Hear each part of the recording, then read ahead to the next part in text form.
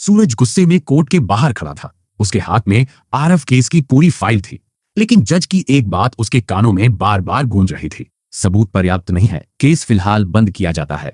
बस इतना सुनना था कि सूरज के अंदर सालों से बना कानून पर भरोसा पूरी तरह टूट गया।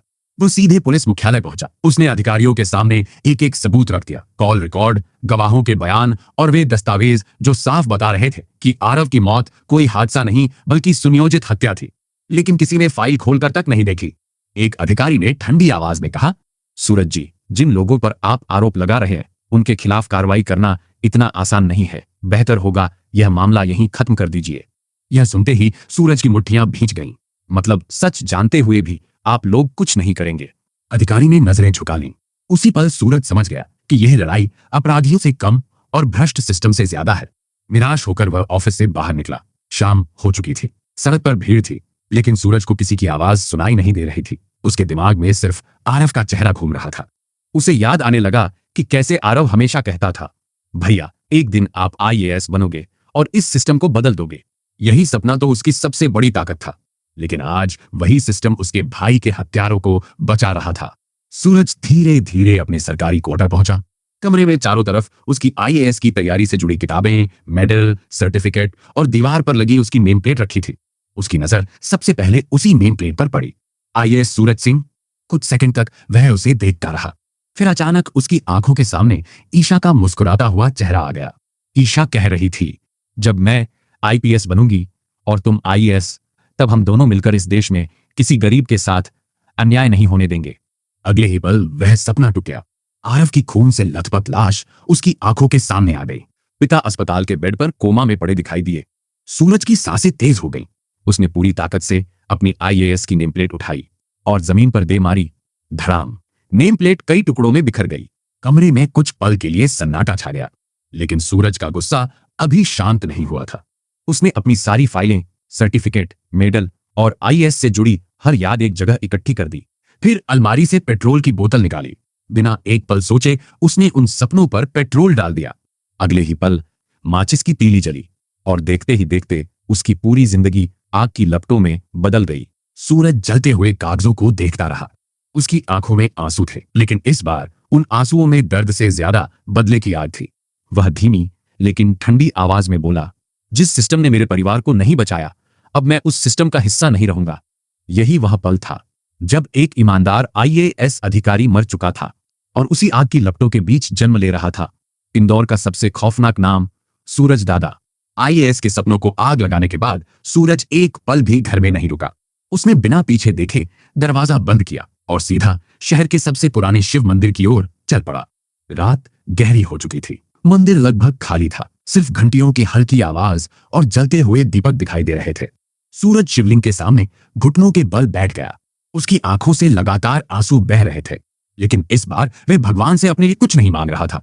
उसने दोनों हाथ जोड़कर कहा, महादेव, आज तक मैंने कानून पर भरोसा किया, सच के रास्ते पर चला, लेकिन बदले में मेरे भाई की लाश मिली और मेरे पिता मौत से लड़ रहे हैं।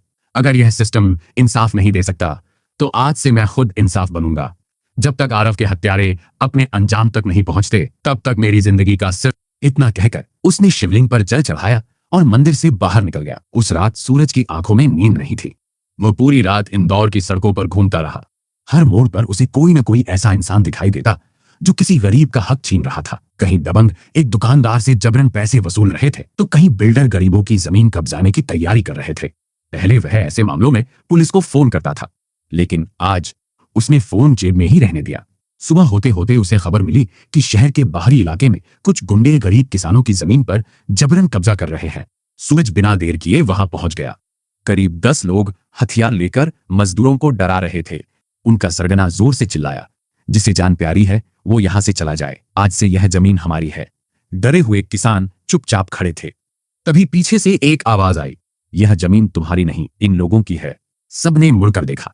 ब्लैक जैकेट पहने सूरज धीरे धीरे उनकी तरफ बढ़ रहा था। सरगना हंस पड़ा, और तू कौन है?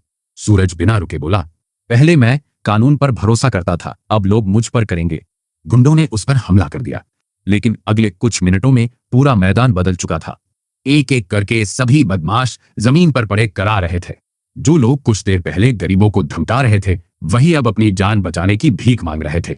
सूरज उनके सरगना के सामने झुका और ठंडी आवाज में बोला, अगर दोबारा किसी गरीब की तरफ आंख उठाकर भी देखा तो अगली बार हाथ नहीं, सांसें टूटेंगी। यह कहकर वह वहां से चला गया। उस दिन पहली बार पूरे इलाके में एक नई चर्चा शुरू हुई। लोग कहने लगे, कोई नया आदमी आया है जो पुलिस से पहले इंसाफ देता है। शाम तक यह खबर पूरे इंदौर में फैल चुकी थी। कोई उसे फरिश्ता कह रहा था तो कोई खतरनाक गुंडा। लेकिन सूरज को अब इन नामों से कोई फर्क नहीं पड़ता था। उसे सिर्फ एक चीज चाहिए थी, आरव के हत्यारों तक पहुंचने का रास्ता। उधर शहर के एक आलीशान बंगले में मंत्री और गुलाब सिंह बैठे हुए थे। उनके सामने सीसीटीवी की रिकॉर्डिंग चल रही थी जिसमें सूरज अकेले 10 लोगों को सबक सिखा रहा था। मंत्री ने चिंतित होकर कहा, यह लड़का हमारे लिए खतरा बनता जा रहा है, इसे खत्म कर देते हैं। लेकिन गुलाब सिंह मुस्कुराया।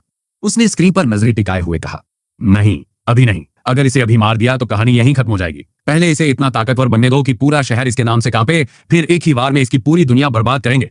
सूरज को बिल्कुल भी अंदाजा नहीं था कि वह बदले की जिस राह पर चल पड़ा है वहां हर कदम पर उसके लिए एक नया जाल बिछाया जा चुका है।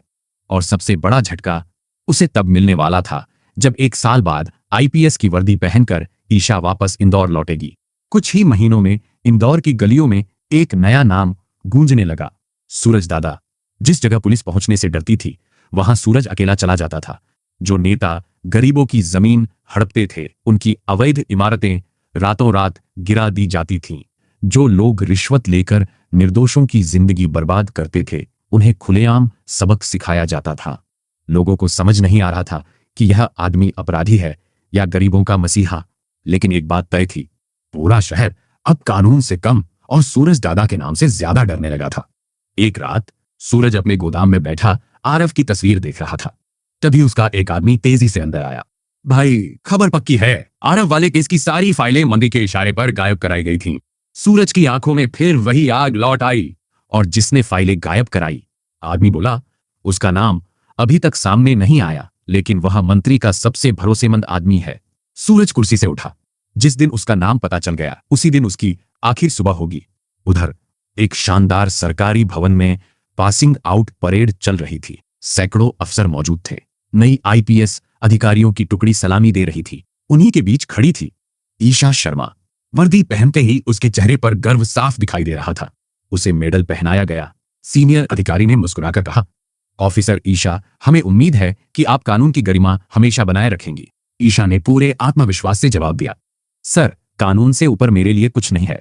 उसे नहीं पता था जिस शहर में उसकी पहली पोस्टिंग होने वाली है वहीं उसका सबसे बड़ा इम्तिहान उसका इंतजार कर रहा है। कुछ दिनों बाद ईशा की पोस्टिंग इंदौर में हो गई। जैसे ही उसने ऑफिस ज्वाइन किया उसके सामने शहर की सबसे बड़ी फाइल रखी गई। फाइल के ऊपर मोटे अक्षरों में लिखा था, मोस्ट वांटेड सूरज दादा। ईशा ने जैसे ही फाइल खोली उसके हाथ अचानक रुक गए। पहले पन्ने पर लगी तस्वीर देखकर उसकी सांसें थम गईं। वह तस्वीर सूरज की थी। ईशा को अपनी आंखों पर भरोसा नहीं हुआ। उसने दोबारा फोटो देखी। फिर धीरे से खुद से बोली, नहीं, ये नहीं हो सकता। जिस इंसान ने कभी कानून की रक्षा करने की कसम खाई थी वह आज कानून का सबसे बड़ा दुश्मन कैसे बन सकता है। उसी समय एक सीनियर अधिकारी कमरे में आया। उसने कहा, ऑफिसर ईशा, पिछले 1 साल से यह आदमी पूरे शहर में अपने हिसाब से इंसाफ बांट रहा है। लोगों के लिए हीरो है, लेकिन कानून की नजर में यह एक अपराधी है। आपकी पहली जिम्मेदारी है इसे गिरफ्तार करना। ईशा कुछ सेकंड तक चुप रही। फिर उसने फाइल बंद की और सिर्फ इतना कहा, मैं इसे गिरफ्तार करूंगी, लेकिन पहले यह जानूंगी कि आखिर सूरज ऐसा बना क्यों। उधर सूरज को भी खबर मिल चुकी थी कि इंदौर में नई आईपीएस अधिकारी की पोस्टिंग हुई है। उसके आदमी ने फोटो सामने रखी। सूरज ने जैसे ही तस्वीर देखी वह कुछ पल के लिए बिल्कुल शांत हो गया। वह ईशा थी, वही ईशा जिसके साथ उसने पूरी जिंदगी बिताने का सपना देखा था। उसके चेहरे पर हल्की सी मुस्कान आई, लेकिन अगले ही पल वह गायब हो गई। सूरज ने फोटो टेबल पर रखी और धीमी आवाज में कहा, काश तुम 1 साल पहले लौट आती ईशा, तब शायद सूरज अभी भी जिंदा होता। अगले दिन इंदौर में एक अवैध हथियारों की डील होने वाली थी। पुलिस को सूचना मिल चुकी थी। ईशा अपनी पूरी टीम के साथ वहां पहुंची। दूसरी तरफ उसी जगह सूरज भी अपने लोगों के साथ पहुंच चुका था। दोनों का मकसद एक था, लेकिन रास्ते अलग थे। जैसे ही दोनों आमने सामने आए पूरा माहौल सन्नाटे में बदल गया। एक तरफ कानून की वर्दी में आईपीएस ईशा और दूसरी तरफ काले कपड़ों में सूरज दादा। दोनों की आंखें मिली, लेकिन किसी ने एक शब्द नहीं कहा। यहीं से शुरू होने वाली थी प्यार और कानून की सबसे खतरनाक टक्कर। गुलाब सिंह गिरफ्तार हो चुका था। मंत्री का पूरा भ्रष्ट नेटवर्क देश के सामने बेनकाब हो गया था। आरव की मौत का सच आखिरकार दुनिया के सामने आ चुका था और सालों से दबा हुआ इंसाफ आज जीत गया था। सूरज आरव की तस्वीर हाथ में लेकर उसकी समाधि के सामने खड़ा था। उसकी आंखों में आंसू थे, लेकिन इस बार उन आंसुओं में दर्द नहीं, सुकून था। वह धीमी आवाज में बोला, आरव, मैंने तुमसे वादा किया था कि तुम्हारे कातिलों को उनके अंजाम तक पहुंचाकर रहूंगा। आज मेरा वादा पूरा हो गया। अब शायद मैं पहली बार चैन की सांस ले सकता हूं। तभी पीछे से ईशा उसके पास आकर खड़ी हो गई। दोनों कुछ देर तक बिना कुछ बोले आरव की तस्वीर को देखते रहे। ईशा ने धीरे से कहा, तुम गलत रास्ते पर जरूर चले थे सूरज, लेकिन तुम्हारा मकसद कभी गलत नहीं था। अब वक्त आ गया है कि इस बदले की आग को यहीं खत्म कर दिया जाए। सूरज ने हल्की मुस्कान के साथ उसकी तरफ देखा। अब लड़ाई खत्म हो चुकी है, अब सिर्फ नई शुरुआत बाकी है। दोनों वहां से साथ साथ आगे बढ़ने लगे। पीछे उगता हुआ सूरज इस बात का गवाह था कि चाहे अंधेरा कितना भी गहरा क्यों न हो, सच और इंसाफ की रोशनी एक दिन जरूर जीतती है। अगर आपको लगता है कि सूरज ने जो किया वह हालात की मजबूरी थी, या फिर आपको लगता है कि उसे आखिर तक सिर्फ कानून पर भरोसा करना चाहिए था, तो अपनी राय कमेंट में जरूर बताइए। साथ ही कमेंट करके बताइए, अगर आप सूरज की जगह होते तो क्या करते। वीडियो पसंद आई हो तो इसे लाइक करें, चैनल को सब्सक्राइब करें और बेल आइकन जरूर दबाएं, ताकि ऐसी ही दमदार और इमोशनल कहानियां आप सबसे पहले देख सकें।